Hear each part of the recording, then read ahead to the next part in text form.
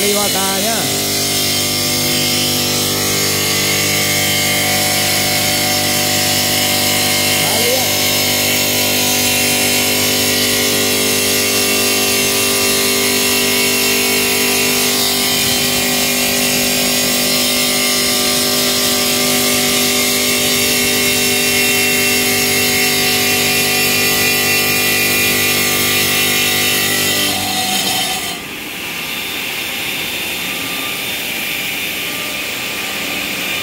Tiếp tục đâu này nhá.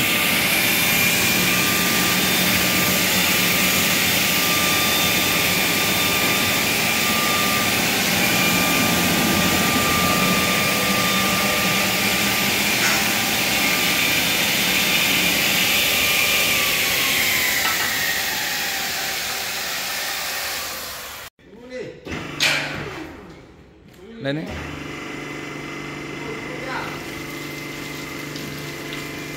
Bàn quá to luôn. Nhìn cái bàn hoành tráng nhé nè. Gớm chưa? Công tác hành trình cho đập.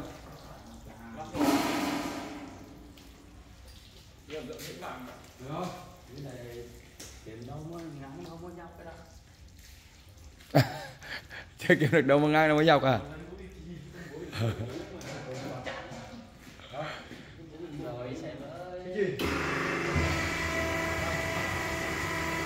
Đang em.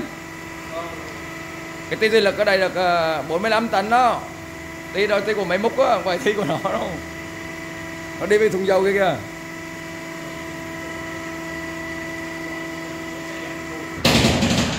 Bỏ cái tầm cao su rồi á. Cái tầm